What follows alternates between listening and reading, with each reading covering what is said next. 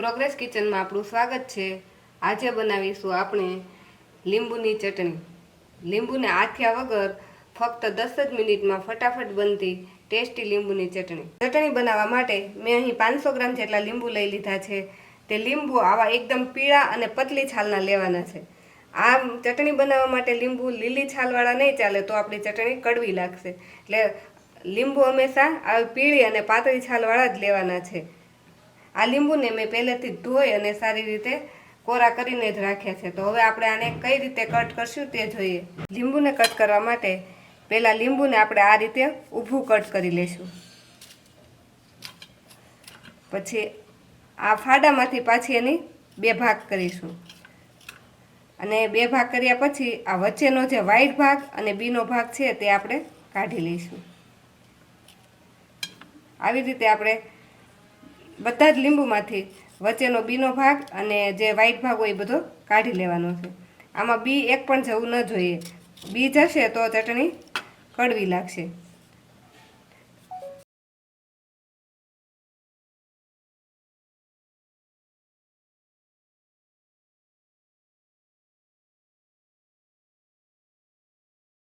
આ રીતે આપણે બધા જ લીંબુને આ રીતે કાપી લઈશું।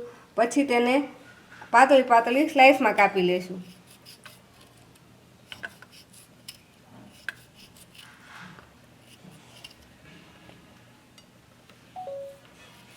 આ રીતે આપણે બધા જ લીંબુને કટ કરી લીધા છે। તો હવે આ લીંબુને આપણે એક મિક્સર જારમાં નાખી લઈશું। આ લીંબુની ચટણી આપણે લીંબુની છાલ સાથે જ બનાવવાની છે અને આ લીંબુને પીસવા સમયે તેમાં પાણી નથી નાખવાનું, લીંબુના રસથી જ તે લીંબુના બધું ટુકડા પીસાઈ જશે। આપણે આ પેસ્ટ તૈયાર થઈ ગઈ છે લીંબુની। હવે આને આપણે થોડીક વાર સાઈડમાં મૂકી આ ચટણી બનાવવા માટેનો સ્પેશિયલ મસાલો બનાવી લઈએ। લીંબુની ચટણીનો મસાલો બનાવવા માટે પહેલાં આપણે એક પેન લઈ લઈશું। તેમાં આપણે નાખીશું 1 ચમચી જીરું અને અડધી ચમચી મેથી। આને આપણે સારી રીતે શેકી લઈશું।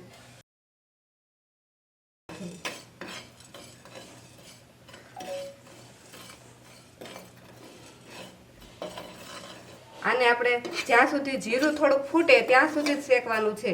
આને એકદમ વધારે નથી શેકવાનું, જો વધારે શેકાઈ જશે તો તે બ્લેક થઈ જશે, એટલે જીરાનો કલર ચેન્જ થઈ જશે।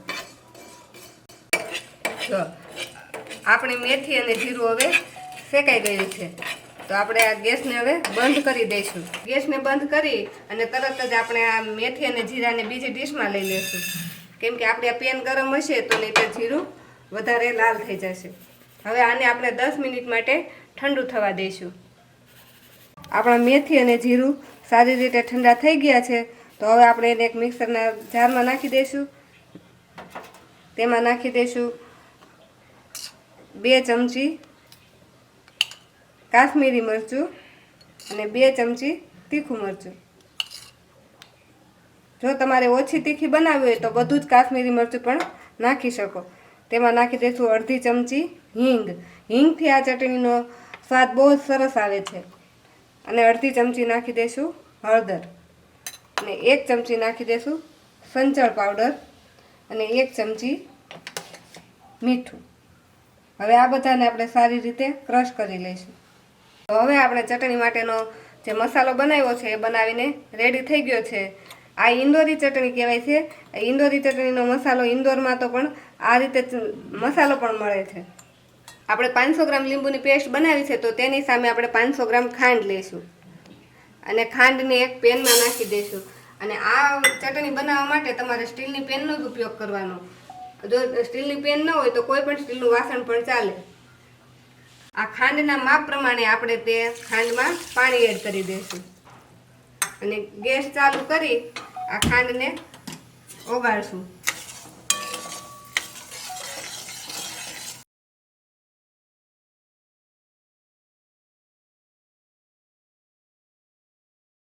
આ રીતે આપણે એને સતત હલાવતા રહીશું। સતત હલાવતા 5 થી 7 મિનિટમાં આપણી ચાસણી તૈયાર થઈ જશે। ખાંડને આપણે આ રીતે સતત હલાવીને બધી ખાંડ ઓગાળી લઈશું। અને આ ચટણી માટેની ચાસણી છે આપણે 1 તારની ચાસણી બનાવવાની છે। તો હજુ આપણે 1 તારની ચાસણી નથી બનતી, એટલે થોડીક વાર માટે હજુ આપણે આને ગરમ કરીશું। હવે આપણી 1 તારની ચાસણી બનીને રેડી થઈ ગઈ છે। તો આ સમયે ગેસ એકદમ ધીમો કરી તેમાં આપણે લીંબુની પેસ્ટ નાખી દઈશું.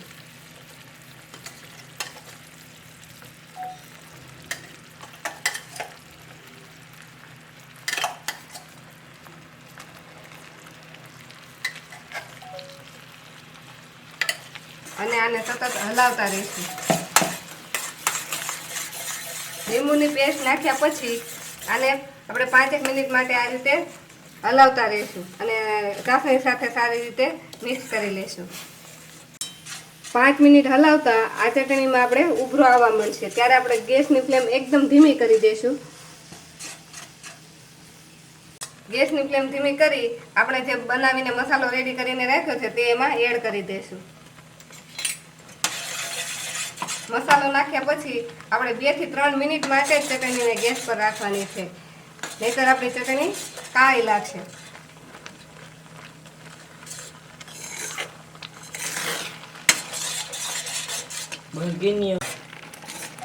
આ ચટણી તમે થેપલા સાથે, ખાખરા સાથે કે વેફર સાથે ખાવામાં ખૂબ જ ટેસ્ટી લાગે છે. તો આ ચટણીને તમે બનાવીને લાંબા સમય માટે સ્ટોર કરી શકો છો. તો આપણી ચટણી બનીને રેડી છે. તો હવે આપણે ગેસ બંધ કરી આ ચટણીને ઠંડી થવા દઈશું.